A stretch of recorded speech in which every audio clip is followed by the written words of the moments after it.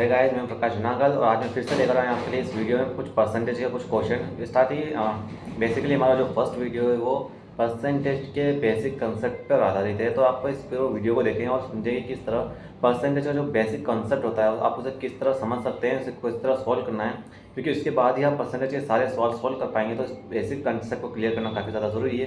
तो चलिए सॉल्व करते हैं क्वेश्चन को। तो हेलो गाइस, मैं हूं प्रकाश जनागल और आज मैं आपको बताने वाला हूं कि परसेंटेज के बेसिक्स कैसे होते हैं। यानी कि परसेंटेज का कोई भी सवाल सॉल्व करने से पहले आपको परसेंटेज का मतलब और उसका बेसिक पता होना चाहिए, तभी आप इसे पूरा तरह से सॉल्व कर पाते हैं। तो देखिए, सबसे पहले जो परसेंटेज होता है वो होता है प्रतिशत, या जिसे हम इंग्लिश में बोलते हैं। प्रतिशत का अर्थ क्या होता है? प्रतिशत का अगर अर्थ हम देखें तो यानी प्रतिशत का जो अर्थ होता है वो होता है प्रति, और दूसरा होता है शत। प्रति का जो मतलब होता है वो होता है प्रत्येक। प्रति का अर्थ होता है प्रत्येक और शत का अर्थ होता है सवा भाग। अर्थात इसका अर्थ हुआ प्रत्येक का सवा भाग, यानी प्रत्येक अंक का या फिर प्रत्येक का सवा भाग प्रतिशत होता है। अब प्रतिशत को हम कैसे लिखते हैं? जैसे प्रतिशत को अगर हम देखें यानी कि 1%, 2%, 3%, 5%, तो यानी कि ये होता है प्रतिशत के फॉर्म में हम लिखते हैं। अब 1% यानी कि 1% का 100 भाग क्या होता है?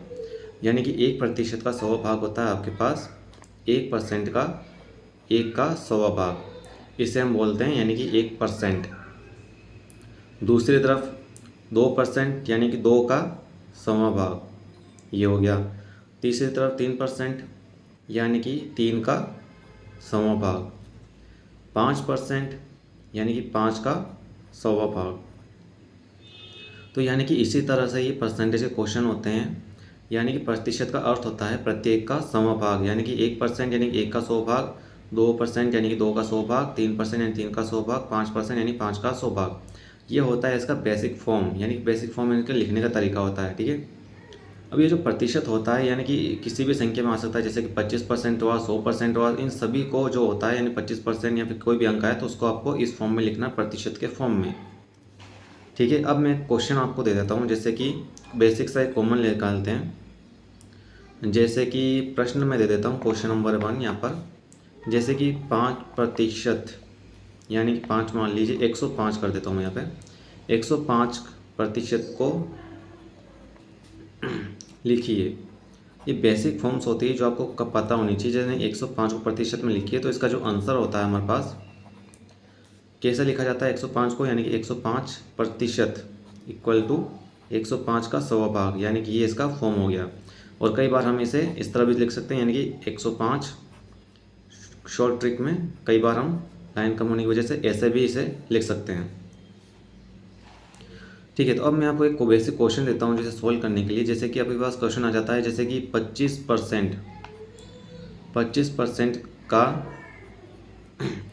2% निकालिए। ठीक है। यानी ये आपके पास क्वेश्चन आ गया है, यानी कि 25% का आपको 2% निकालना है। तो कंफ्यूज हो जाता है कि कई बार कि 25% है यहाँ पे भी और 2% यहाँ पे, तो कैसे निकालें? यानी कि परसेंटेज का भी परसेंटेज आपको यहाँ पर निकालने के लिए बोल रहा है। तो इसका बेसिकली काफ़ी ज़्यादा सिंपल फॉर्म होता है, घबराने की जरूरत नहीं। तो देखिए, यानी कि 25 का 2% आपको निकालना है, तो 25 को हम कैसे लिखते हैं? यानी कि 25% का प्रतिशत हमें निकालना है तो हम इस ऐसे लिखते हैं। ठीक है। तो यानी कि 25/100, ये हो गया आपका 25%। अब इसका 2% हमें निकालना है तो इनटू, याद रखें इसका 2% निकालना तो हमें इसे करना पड़ता है गुणित में। 2% निकालना तो 2%, ये हो गया 2%, यानी कि यहाँ पे एक फॉर्म बन गई। अब हमें इसे सोल्व करना है। ठीक है। सोल्व करना है तो बेसिकली काफ़ी सिंपल फॉर्म, यानी कि इसका इसमें गुणा करना है। याद रहे इसको काट मत देना, काफ़ी बच्चे बेसिक कमज़ोर होने की वजह से इसको और इसको काट दिया करते हैं, लेकिन कटेगा नहीं। ठीक है। इन दोनों का आपस में गुणा होगा और इन दोनों का आपस में गुणा होगा, ये बात याद रहे। तो यानी कि 25 का 2 में गुणा करेंगे तो इसका आ जाएगा 50। ठीक है। और 100 का 100 में गुणा करेंगे तो क्या आंसर आएगा? बेसिकली यानी फर्स्ट इस 100 का हम 0 में करते हैं तो 0, इस 100 का इस 0 में गुणा करेंगे तो 0, अब इस पूरे 100 का इस 1 में गुणा करेंगे तो 100 एकम 100, यानी कि 100 लिख दिए। हमेशा याद रखें, आपको कंफ्यूज नहीं होना, बेसिक क्लियर आपको क्लियर पॉइंट्स रखने पड़ते हैं। तो यानी कि आपके पास आ गया 50 से और ये 10,000, अब इसे हमें सॉल्व करना है यानी काटना है। तो यानी कि जो ऊपर का 1 जीरो होता है उससे हम नीचे के 1 जीरो काट लेते हैं। हमारे पास पीछे क्या बचता है 5/ये, यानी कि हम इसको एरो करके लिख देते हैं 5/1000। ठीक है, 5/1000 हुआ। तो यानी कि 1000 नीचे के जो 3 जीरो हैं इनको हटाने के लिए बेसिक फॉर्म होता है, यानी कि आपको कॉन्सेप्ट हमेशा क्लियर होना चाहिए। इसलिए मैं आपको ये फर्स्ट वीडियो परसेंटेज के हिसाब से आपको कॉन्सेप्ट क्लियर कराने के लिए बना रहा हूँ। तो यानी कि इन 3 जीरो को हटाना होता है। तो इन 3 जीरो को हमें हटाने के लिए ऊपर इसे ऐड करना पड़ता है शून्य दशमलव के माध्यम से। तो यानी कि हमें 3 जीरो हटाने हैं। तो 1 2 3, ये 3 अंक जीरो है। इन 3 जीरो हटाने के लिए हमें ऊपर के 3 अंक छोड़ने पड़ेंगे। ठीक है, तो ऊपर के 3 अंक छोड़ने के लिए हम इसमें ऐसा करेंगे, यानी कि 5 ये हो गया आपका पहला अंक, ये पहला अंक हो गया। अब हम लगाते हैं 0, ये दूसरा अंक हो गया, और ये हो गया 0, ये तीसरा अंक, यानी कि 1 2 3। तो ऊपर क्या हो जाएगा 1 2 3 अंक छोड़ दिए और फिर लगाया हमने दशमलव। ठीक है, ये हमने लगा दिया दशमलव। दशमलव लगाने के बाद अब आपको दशमलव के आगे एक 0 लगाना पड़ता है, क्योंकि इस तरह से फॉर्मेट ये इक्वल हो जाता है। यानी कि 0.005, ये 3 अंक जीरो हटाने के लिए हमने यहाँ पे 1 2 3 अंक छोड़े हैं।